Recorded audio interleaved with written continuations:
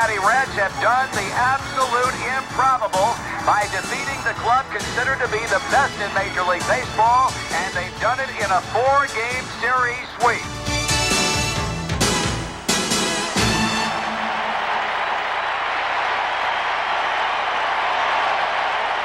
Wire to Wire, the story of the 1990 Cincinnati Reds.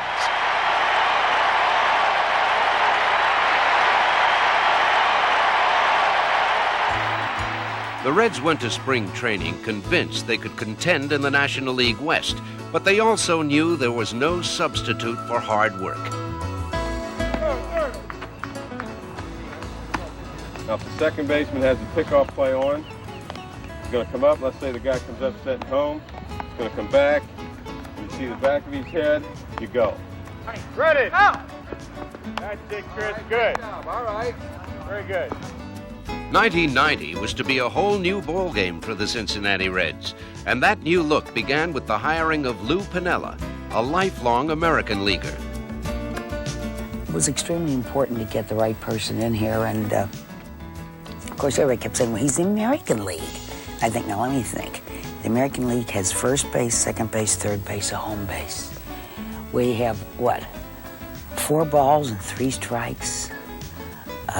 This is really different. 21 years in the American League, I get a chance to come to a new league. I get a chance to go to visit different cities, different ballparks, see different players, manage against some of the best-known names in the managing profession. It's a tremendous opportunity and a challenge for me, and if I didn't feel like I could handle it, I wouldn't be here. The Reds made other key moves, acquiring Hal Morris and Billy Hatcher to pump up the offense, and they swapped John Franco for nasty boy Randy Myers. I look at it like this: if we score 8 runs a game, we're going to win a lot of ball games. And if we start out and win our first 30, 35 games in a row, we're going to be in first place. I agree. Full of optimism, the Reds went to Houston for opening day. Only the second time this century they opened the season on the road. Pre-game rituals completed, it was time to play ball.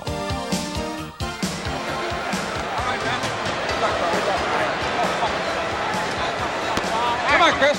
Good start, big fella. Right away, the Reds looked different from the 5th-place team they were last season. And in the 11th inning, Barry Larkin showed why. A base hit will bring them right back down even. There it is. Line shot, right center field. That'll go to the wall. There goes Sable. He'll go around third. He'll be the 3rd run of the inning to score. And the Reds lead at 7-4. They added one more, and then Randy Myers came on for his Reds debut.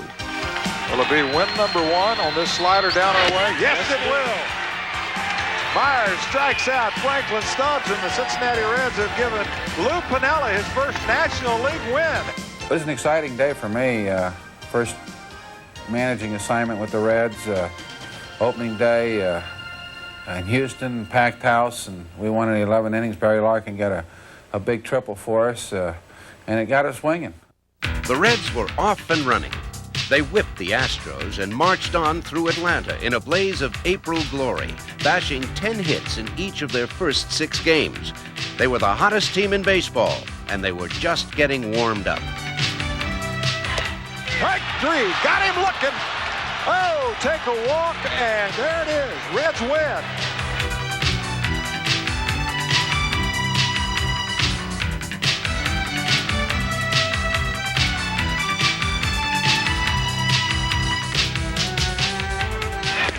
Swing and a miss. Caminiti is out in another strong inning for Jack Armstrong.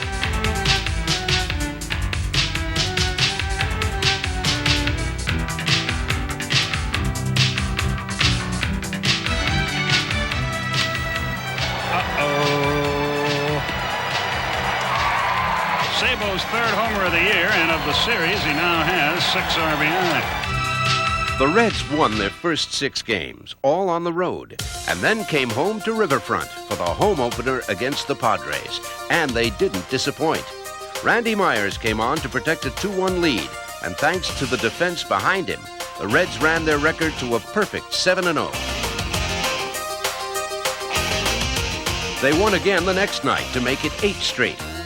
I'm a big believer in enthusiasm and attitude, and stars don't get the job done. I think it's a team pulling together, and I think I've seen my team pull together. On April 21st, the Reds were pulling for their 9th straight win. And Gross trying to dispose of Blauser and finish it off. It is in the air on the infield. It is Duncan calling for it, and this one belongs to the Reds. A new club record, 9 consecutive victories to begin a baseball season.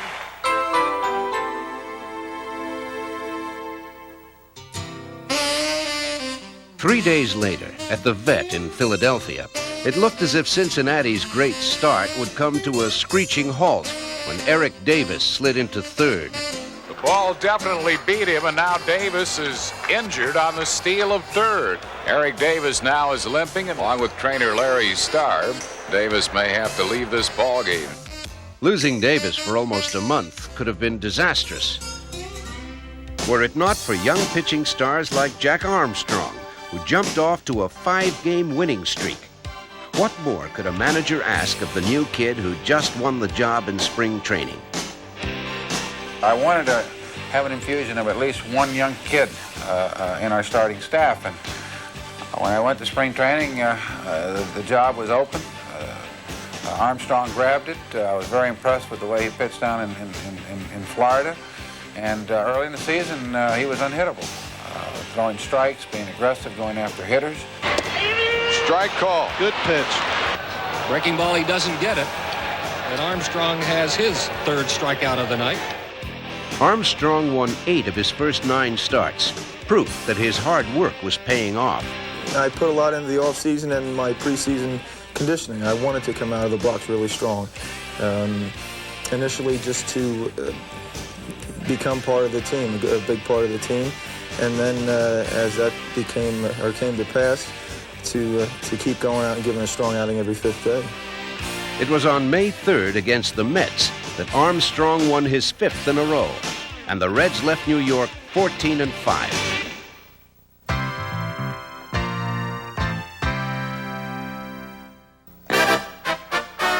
The Reds marched on to St. Louis, and after 4 games, left the Cardinals in a daze, outscoring them by 14 runs. The way Cincinnati was playing, nothing could go wrong, not even when reliever Tim Leana suddenly lost his head. Grounded down the line, fair ball. He picked it up. Leana picked the ball up. Picked the ball up in his hat. Smooth, man, smooth. You gotta be kidding me. He's trying to hide behind Birches. How red is he right now? Leana might have been red-faced, but his team was so red-hot, they polished off a 4-game sweep in St. Louis for the first time in 24 years. What's more, they pushed their lead from 3 games to 5.5. No one got the Reds rolling faster than shortstop Barry Larkin. He collected 22 hits in the 9-game win streak, coming back strong from a throwing injury suffered last year in the skills contest prior to the All-Star game. After a long off season of rehab and going through the mental mind games of I might not be able to throw anymore, and going through all the pain and the agony and going out and trying to throw and having terrible results. But it was good to be back. And back he was. Got up the middle, flagged by Larkin. Got him. Oh, what a play. Oh, is he something else? This is Major League. Great play to even get to the ball. Turns and spins and throws and one-hops it like the Davy Conception. Look at that. It's a shot. What a play by Larkin. Can he throw him out? Yes, sir. What a play. Barry is, I think, the top shortstop in all of baseball. He's very consistent with the glove. He's got great range, great hands. He is really our field general in the infield. He handles those type of situations. And where do you find a shortstop that can hit 300 and drive in 60, 70 runs? Even with Larkin's exploits, the Reds hit a rough spot in June and needed a lift.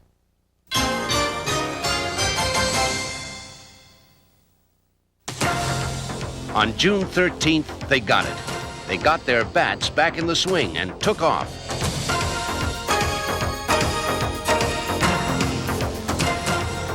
Paul O'Neill made hearty contributions, Against Houston, he chalked up his third 4-hit game as Cincinnati piled up the wins, 6 in a row. Glenn Braggs, fresh from the Milwaukee Brewers, delivered early and often. A drive to left. Ballpark will never hold it. Reds lead 2-1. Braggs' blast was one of 5 Cincinnati homers in one game against Houston. In one inning alone, there were 3. First, Chris Sabo. A drive to left. He unties it. Puts it into the seat. One batter later, Barry Larkin connected. And there's another blast. Back-to-back homers. Larkin follows. And following Larkin, Deep left center. 3 home runs in a row off Deshays. Eric Davis was back, and back with a vengeance. He caught fire in the midst of Cincinnati's 6-game win streak and earned Player of the Week honors, batting .476. And his power was back. Against the Dodgers, he collected his 150th home run. But Davis wasn't the only slugger making noise. Chris Sabo, coming off 5 home runs in May, hit 6 more in June.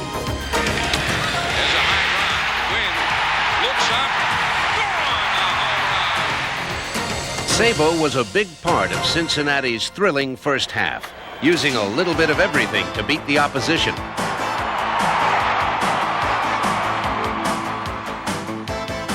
When the Reds needed a hero, Sabo was it. There goes Sabo, and the pitch is strike, throw through, not in time. Boy, he had a jump and a half. A 2-2 tie, the pitch by Burke. Ground ball through the hole, base hit, the Reds win. Sabo singles in the winning run. Duncan scores. The Reds win it 3-2. Great play by Sabo. Can he throw him out? Yes. Highway robbery there. Sabo, left field, way back, looking up Daniels. Goodbye, home run, Chris Sabo. I enjoy watching him play. He gets dirty. He's a blue-collar type guy. This year he's hit for more power than he has in other years, and he's played very consistently at third base. Gaining power with age, Sabo would wind up with a team-best 25 homers. What's more, his 38 doubles were the most of any third baseman in the league. I think I've been more consistent this year than I have been in the past. I think every year I've gotten a little bit better, and hopefully it will continue. Next year I fully intend to do even better. By the end of June, the Reds had left the rest of the West in their wake. No amount of aggressive play seemed too aggressive. Great game, great finish. O'Neill at second, Davis at first, 2 out, 9th inning. Dodgers 6, Reds 5. Curveball hit down the right field line. That's trouble. In comes the tying run. Here comes the winning run to out at the plate, and we're going to extra inning. Cincinnati went on to lose, but the Reds were making it clear they would do whatever they could to win. 2 nights later, Norm Charlton figured he'd go all out. 2 on, 2 out, and a base hit down the line. Benzinger will score. Charlton is going to try and score. Griffin's relay. A collision. Scioscia drops the ball. I figure if I hit him harder than he hits me, then I'll come out of it okay. And fortunately, you know, I hit him high, and the ball got there at the same time, and he couldn't control the ball, and I came across the plate. You know, I don't think I'm the only guy on this team that would do that. We've got a bunch of guys that play hard and are aggressive, and are going to do whatever it takes to win. By the All-Star break, the Reds were 21 games over 500, with the best record in baseball. They'd been in first place every day since the season started.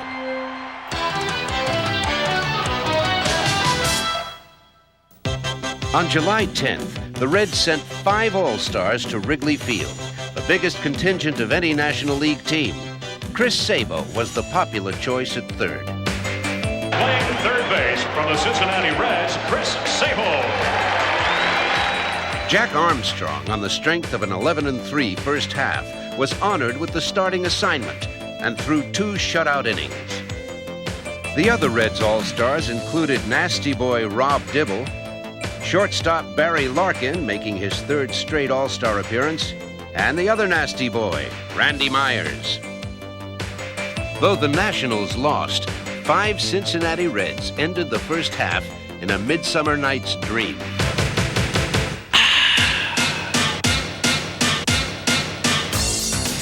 Winning was getting nasty. The Reds had 3 nasty characters to prove it.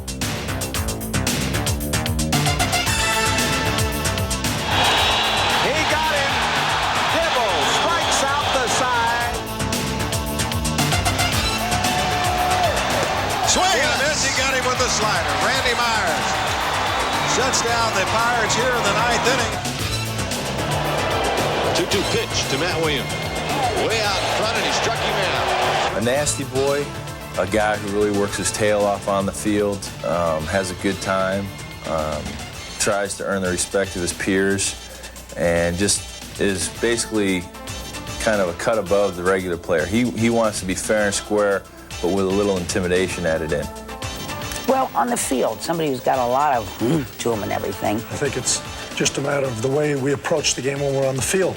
Off the field, we're all individuals. We're basically like anyone else, but when we're on the field, we have a job doing. We go about doing our job. We are intense on the field. When we step between the lines, it's 110%. It's adrenaline. It's coming right at you. They were called the Nasty Boys, and they were the hardest-throwing bullpen in the majors. Firing 95-mile-an-hour bullets, the 3 relievers blew away National League hitters all season, and wound up with a combined 351 strikeouts and 44 saves.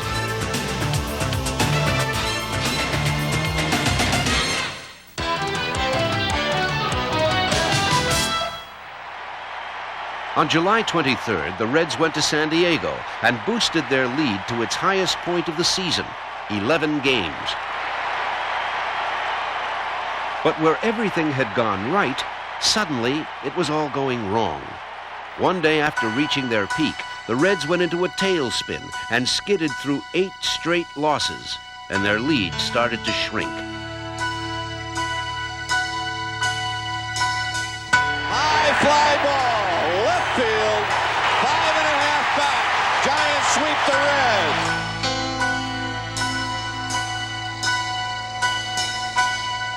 Well, when your starter and your best starter gets nailed this quickly, cause for concern. O'Neill going back. He's at the wall, and it's out of here. And they tie it up against Randy Myers. So no save today for Randy Myers. Back. That ball, a grand slam home run. The Padres go ahead, 7-3. The Giants have now cut the Reds' lead in the Western Division to only 6.5 ball games. Going, it is gone. Into the mezzanine.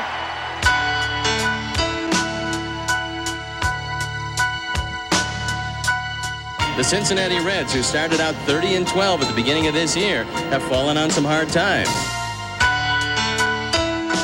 What had been a dream season was blowing up in Cincinnati's face. At the end of July, their lead shrunk to 5.5 games. Drastic measures had to be taken. And Ron Oster was brave enough to take one. Oster swinging at the first pitch.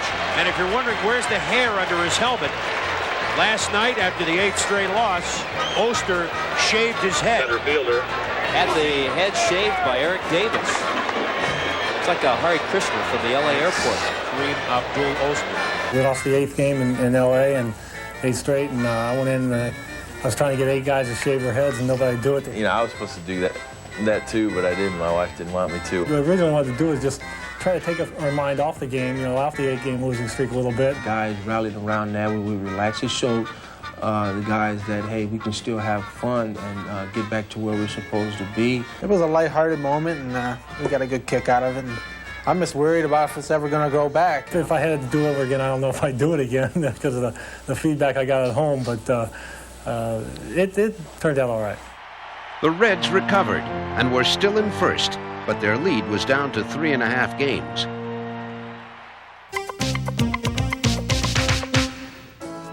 On August 6th, one of the greatest players in Cincinnati Reds history was immortalized in the Hall of Fame. Joe Morgan began his career in Houston, but he belonged to the Reds. The catalyst on the Big Red Machine that won 3 pennants and 2 world championships, Morgan was a rare talent, a speedy second baseman with great power. And no other second baseman has ever matched his back-to-back MVP awards. I remember after my second most valuable player award, Tony Perez came in one day. I was feeling pretty good, and he said, I want you to remember this. He said, when you played for Houston, no one even knew who you were. He said, we brought you here and made you a star. And you know what? He was right. And I say thank you to those guys every day, because being a part of the Big Red Machine is also the reason that I'm here today.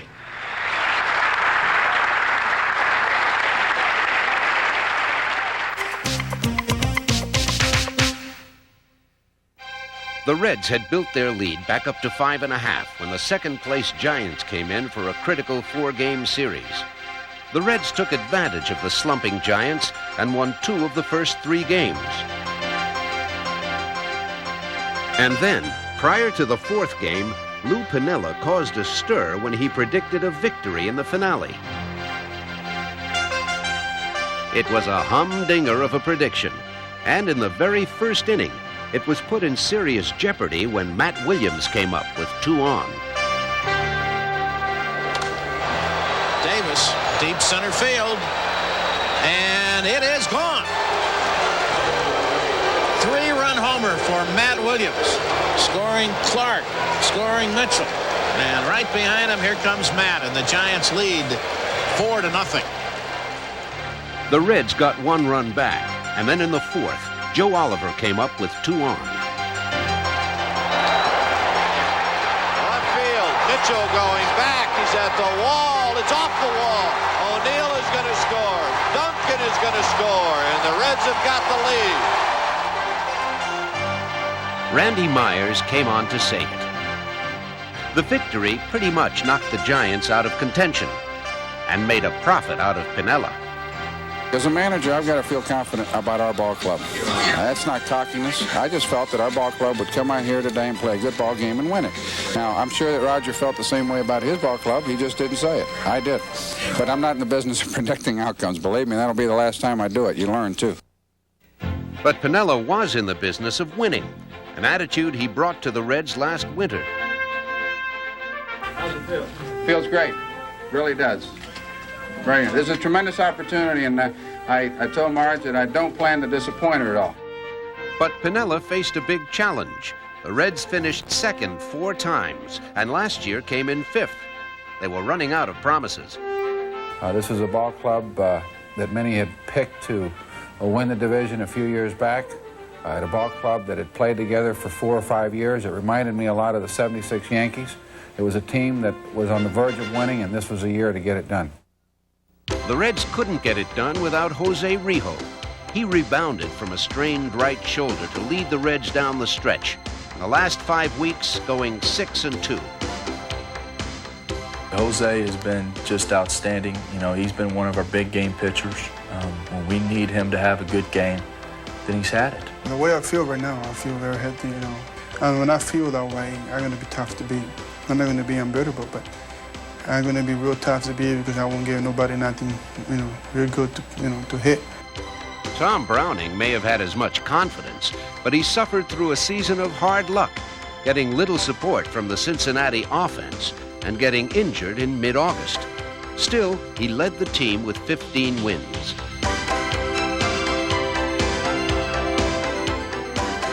Danny Jackson showed plenty of true grit. despite a season of physical woes, he was a big contributor down the stretch. In the face of injuries, Cincinnati's starting pitching proved to be resilient and versatile, as nasty boy Norm Charlton demonstrated. At the beginning of the year, I was allowed to stay in the bullpen because we had such top quality starters that could do the job and were getting the job done. Then we got some guys hurt.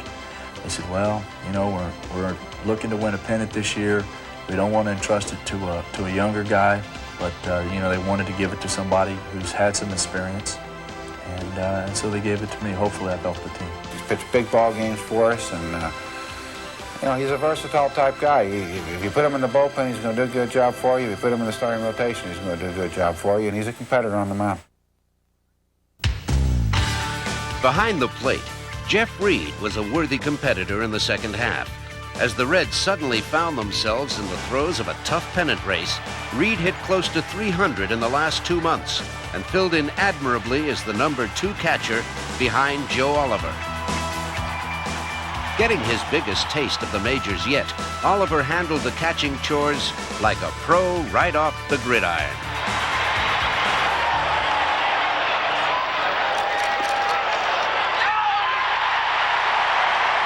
This team had all the bases covered.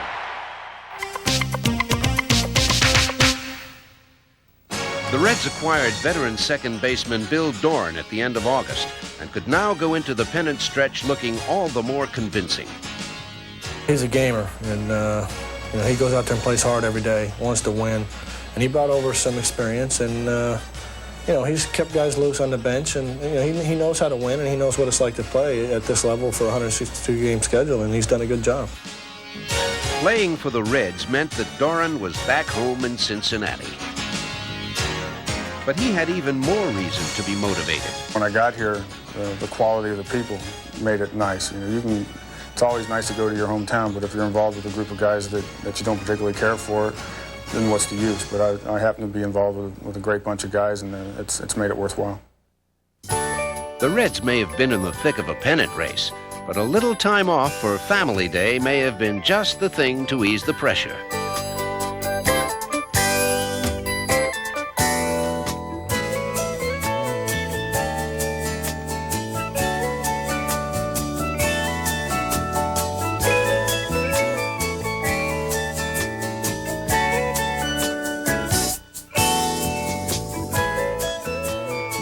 For those who lost their way, the Reds provided an escort service.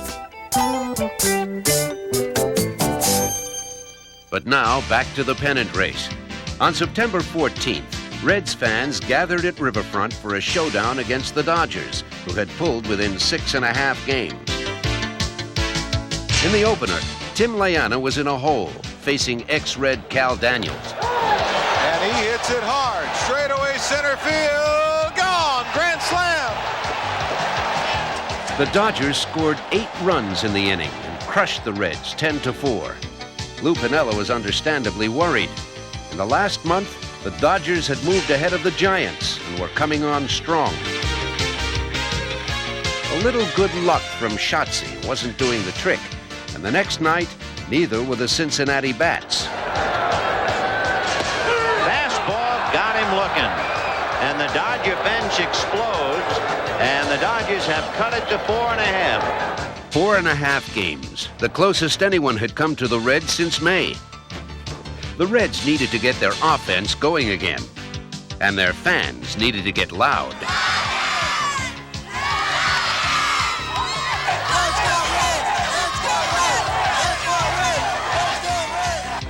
Glad to oblige, Hal Morris got the Reds going in the finale. Ground ball over first and down the line. Charlton will score. Brooks up with the ball. Here comes Larkin. The relay not nearly in time on a double by Morris. Morris's double tied the score, and reliever Scott Scudder kept LA in check, surviving 2 bases-loaded jams. Fastball hit to Doran, and they're out of the inning. And boy, what a lift that gives the Reds. And what a demoralizing feeling it must give the Dodgers. The Reds' picture got even brighter in the 5th when Bill Doran sparked what would become a 6-run rally. And there's a drive to center, and Javier started in, now has to go back, and he can't get it. Here comes Larkin. Here comes Morris on the double by Doran, 4-2 Cincinnati. 3 doubles for Doran, and finally a win for the Reds. And Sammy hits a high fly ball to shallow right. A trio of Reds, and O'Neill will make the catch. Big win for Cincinnati. A bitter defeat for the Dodgers.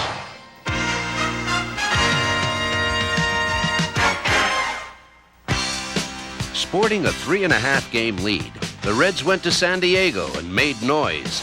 Davis, that's an RBI base hit. And the Reds take the 1-0 lead. Hatcher scores, going to second. There's nobody there.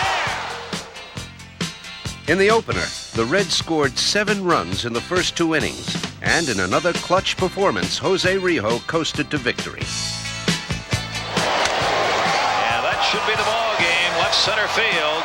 Hatcher coming in, and Rio is now 13-7, his 6th complete game of the year. They didn't get a run off him until the 9th inning. A doubleheader the next night brought out Cincinnati's clutch bats. In Game 1, Barry Larkin came up in the 7th with Billy Hatcher on second and the score tied at 4.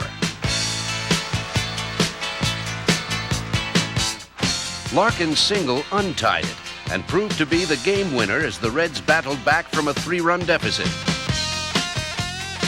In the nightcap, the Padres won up 2-0, but now it was the Reds' defense that caught them off guard.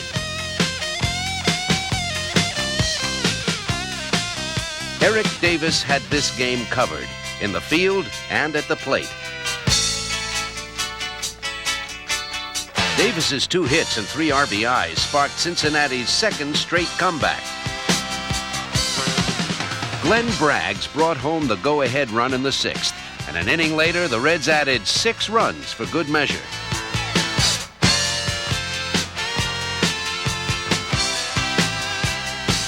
Winning the first 3 games, the Reds upped their lead to 4 and went into the finale looking for more offense from their red-hot swinger. Eric Davis hitting at .257.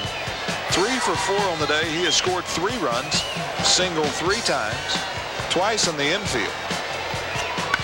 And make that a 4 for 5 day. And bring Davis's 4-game total to 9 hits and 6 RBIs as the Reds swept San Diego and moved up to 5 games.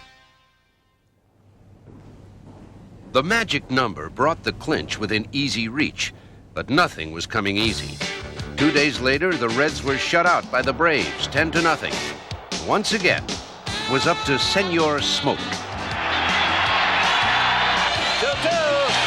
Score, strike 3. Reds win it. Rio pitches a complete game, striking out 2 of 3.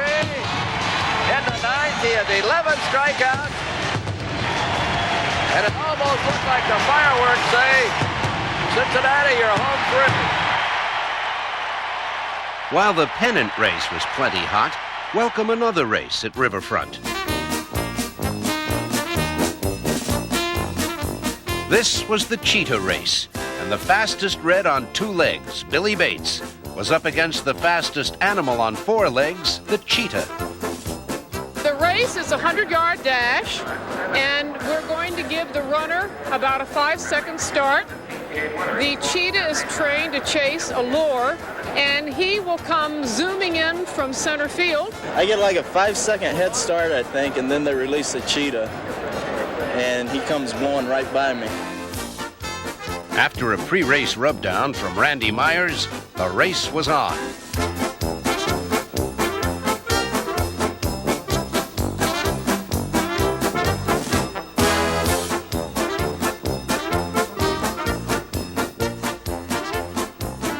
Seems the cheetah was no competition for Bates.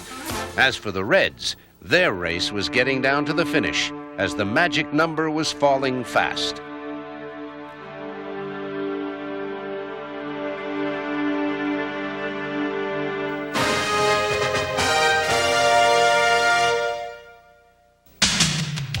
With the magic number at 1, the Reds and their fans were getting that clinching feeling as they got set to play the Padres. Piniella had promised Marge Schott a championship, and now their team was on the brink. Norm Charlton coasted along, but then gave up 2 runs in the 6th and 1 more in the 7th. And then it rained. Meanwhile, in San Francisco, the Dodgers were getting beat. Bedrosian winds, the 0-2 pitch. Lines at first, the ball game is over. And so too is the season for the Dodgers, as they have been officially eliminated from the race in the National League West. That meant the division title belonged to the Reds. It was still raining back at Riverfront, but nothing could put a damper on this celebration. We were watching the Toronto-Boston game on TV, and we heard Marty and Joe come across there, and everybody kind of went crazy. We just high-fived it and congratulated everybody. And it's been a long time here, and I think everybody's on top of the world right now. Actually, we couldn't tell because Hatcher had the flipper, and he was flipping through channels, watching football games and everything that was going on. Oh yeah, I wanted to watch some football today, and so they were a little bit uptight. But people, we were gonna know. Somebody was gonna run in there and tell us anyway, and so it happened well for us. And we finally caught the tail end of a story that said it was a final in San Francisco 4-3, and everybody started jumping up on each other on the tables and dancing in the clubhouse. It was great. The game was finally called, with the Reds losing. But for a team that held first place for a league record 162 games, this division title was well-deserved. It's a great feeling, it really is. It's a combination of a lot of hard work on the players' part, on the staff's part, and here we are now as the champions of this league. It's never been done before, and it's a great feeling.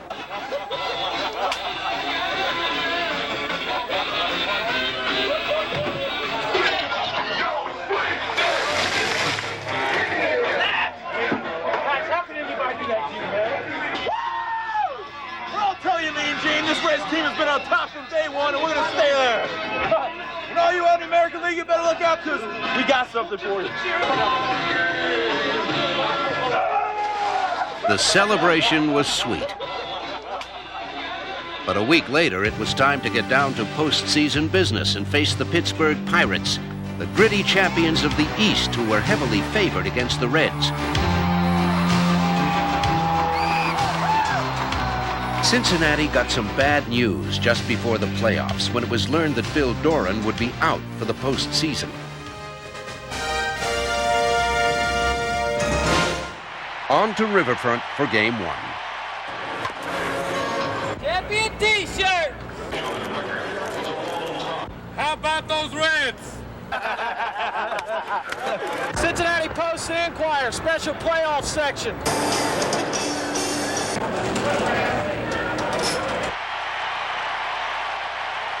After 162 games, the pennant would come down to the best of 7.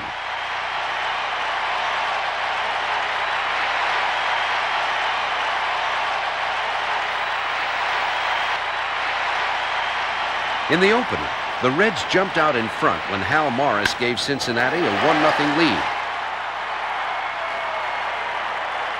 The Reds added 2 more runs, and after 1 inning, led 3-0.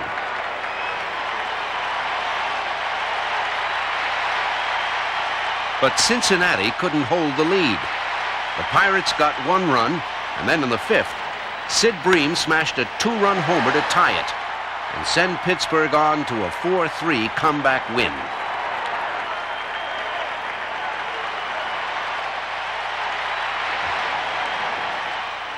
In Game 2, the Reds knew they had to find a way to stop Pittsburgh's explosive offense.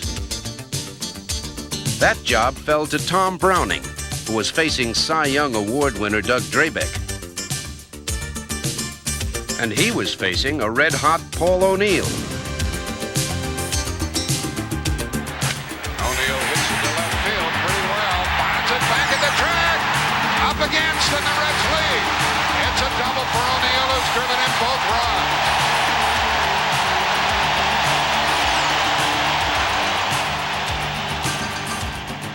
O'Neill's double put the go-ahead run on the board, And his defense in the 6th inning kept the Pirates off of it. And Bonds cracks it high in the air to right, and Van Slyke will tag at second. There's the catch, and the runner moves on to third base, and The Reds put the defense to rest and then brought on the Nasty Boys. Rob Dibble held Pittsburgh scoreless for 1 1/3 innings and then gave way to Randy Myers. With the Reds clinging to a 1-run lead in the 9th, it was indeed time to get nasty. 2-2. Second base. Duncan. Cincinnati wins it. We're tied a game apiece. The series would now move down the Ohio River for the first playoff game in Pittsburgh since the Reds and Pirates squared off for the pennant in 1979.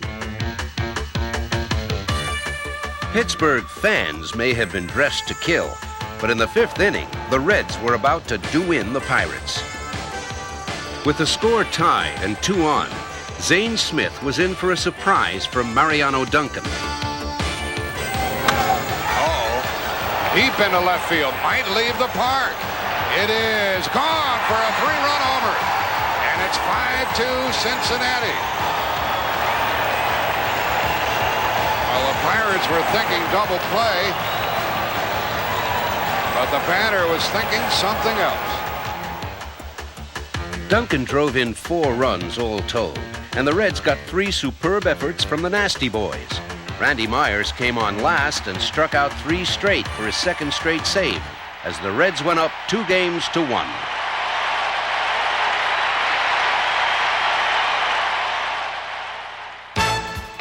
Game 4 turned out to be another tense and tight affair. In the 5th, with the score tied, the Pirates had a chance to take the lead against Jose Rijo. The go-ahead run was on second, and up at the plate, Jose Lin. 1-2 out. Up the middle. They might have a play at the plate on the throw by the center fielder, Hatcher. Out at the plate, and we're tied.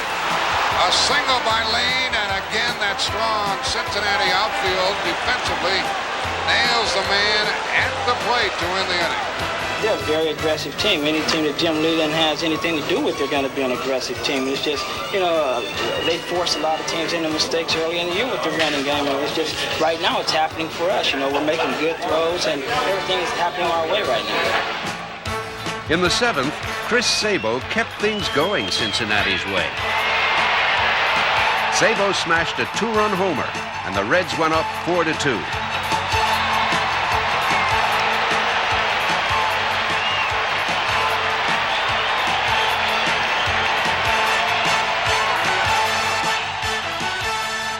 The Pirates scored once in the bottom of the 8th, cutting the lead to 4-3. And then with 1 out, Bobby Bonilla scared the daylights out of Randy Myers. The center field, way back at the track. Hatcher can't get it. Bonilla is going to go for third with 1 out. He is out at third base. I was in the right place at the right time. I was doing what I was supposed to do. I was over there helping the outfielder, backing him up because he's an aggressive outfielder. And he went after the ball with everything he had. And, the ball came. Everything just happened so fast. It came to me. I picked it up and threw it. It was perhaps the critical play of the series, and it was Pittsburgh's last threat. The Nasty Boys were back, and this time Rob Dibble was the closing act. With 2 out, a 2-strike count. Strike called, and the game is over. The Reds were 1 win away from a championship they weren't supposed to win. Nice going, baby.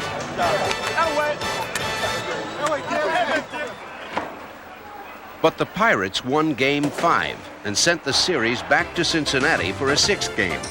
In yet another close game, the score was tied 1-1 in the 7th when the Reds put 2 runners on. Then, in a surprise move, playoff hero Paul O'Neill, batting .471, was pulled for the right-handed hitting Luis Quinones.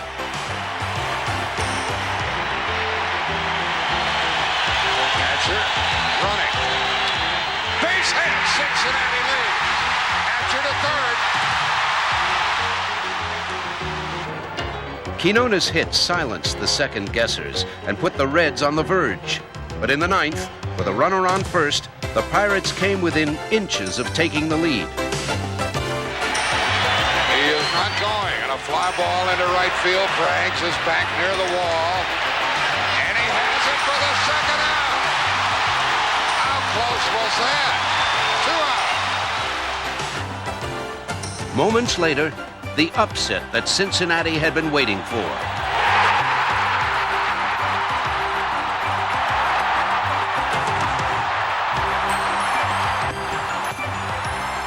The underdog Reds were now champions of the National League.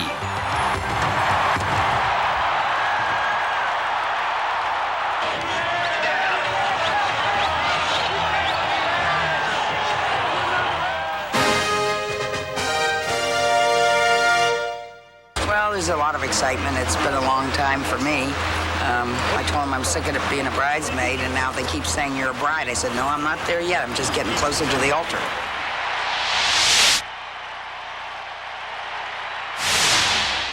The Reds may have been underdogs, but they didn't feel that way.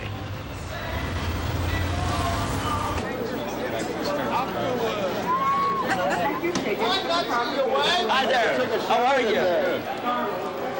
Enjoy your game, sir. Enjoy yourself. Thank you. Now it was time to face the no-nonsense Oakland A's, who breezed into the series with a sweep of the Red Sox, including last year. That made it 10 straight postseason wins. The Reds needed whatever edge they could find, and in Game 1 at Riverfront, they found it in Jose Rijo.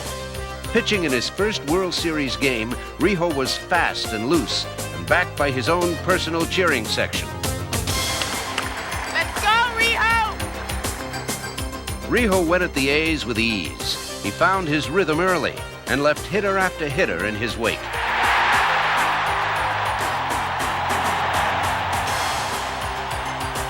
Rijo was doing his job. Cincinnati hitters had to do theirs.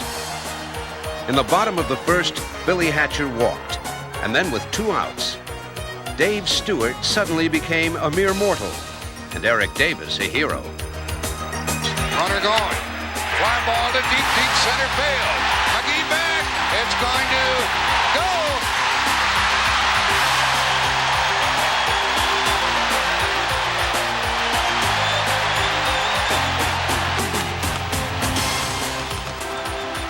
Davis's home run brought down the house and set Cincinnati off on a hitting spree against a team they weren't supposed to beat even once.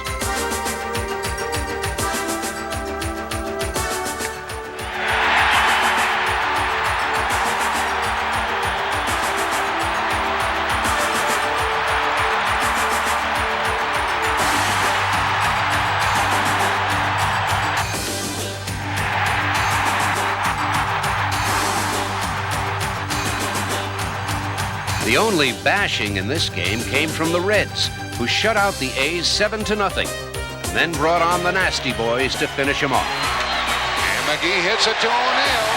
The Reds have won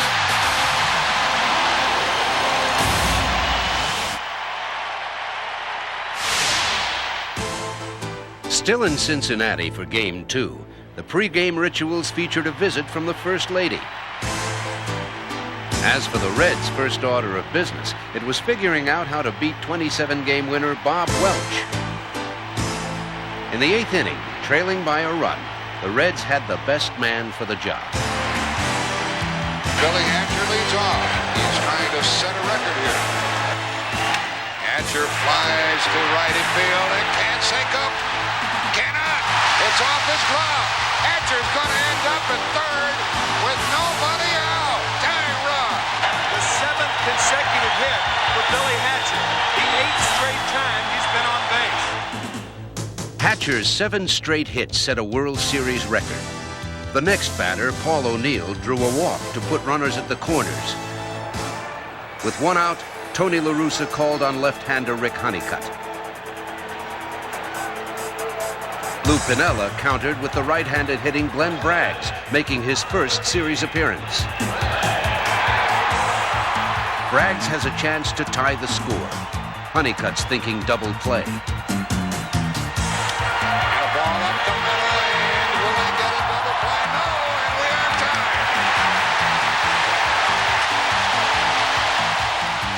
The score stayed 4-4. The game moved into extra innings.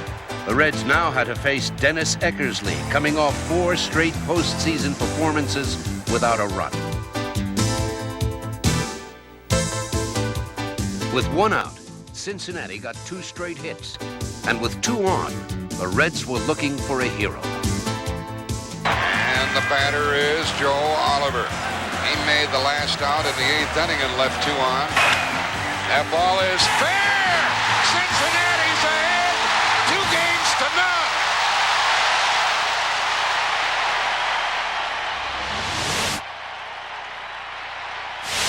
The series moved to Oakland for Game 3, but the tide that was supposed to turn didn't. The Reds were still in command. Sabo hit one over the boards his first time, and he is 5 out of 9. He corks another to left field, sending Ricky Henderson back, but not far enough. Another home run for Sabo, and it is 5-2. Sabo's 2 homers sparked the Reds to a romp. Before the A's knew what hit them, Cincinnati scored 7 runs in the 3rd. And incredibly enough, had a chance to go up 3 games to none. And that's the way this one ends, and Cincinnati leads it 3 games to none.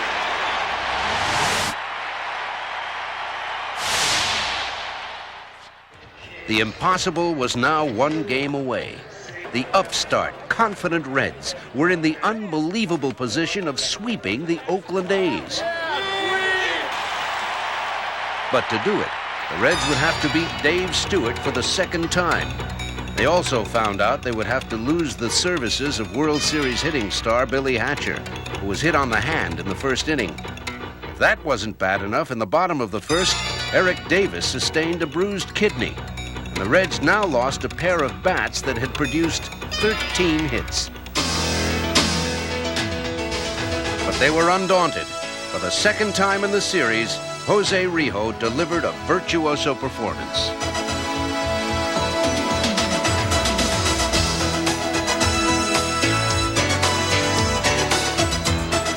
En route to World Series MVP, Rijo pitched 2-hit ball and retired the last 20 batters he faced. But after 7 innings, the Reds trailed the A's 1-0. It was time to get something going. Bases are loaded, nobody out, and the batter is Glenn Braggs. Braggs hits a positive double play ball, and only 1, and a run scores, and we're tied.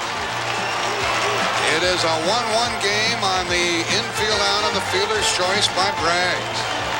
The batter is going to be Hal Morris. 1st and 3rd, 1 out.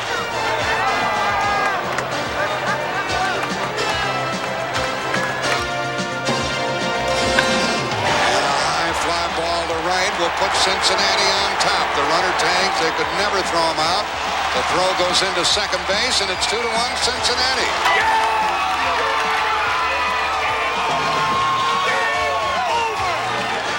The Reds had every reason to be brash. They outscored, out-hit, and out-pitched the A's. And now they had them right where they wanted them. Popped up into short right, foul ball. Bensinger wants it. Cincinnati, the champions of baseball for 1990, with an improbable sweep over Oakland.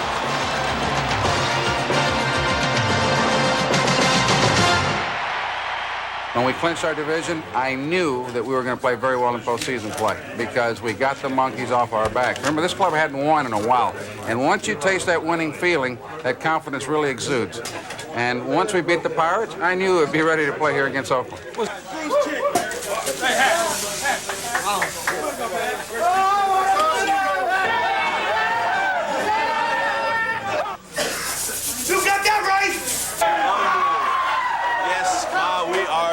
It's my great pleasure to present this trophy to the Cincinnati Reds, to Marge Schott, to Lou Piniella, and to Bob Quinn, all of whom deserve great credit. This is a wonderful tribute to a splendid team.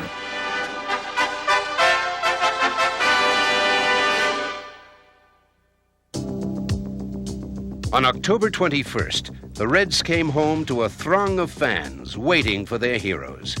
It was the end of a great season that brought Cincinnati an improbable world championship. And as fans rejoiced in the streets of downtown Cincinnati, it seemed that dreams really do come true.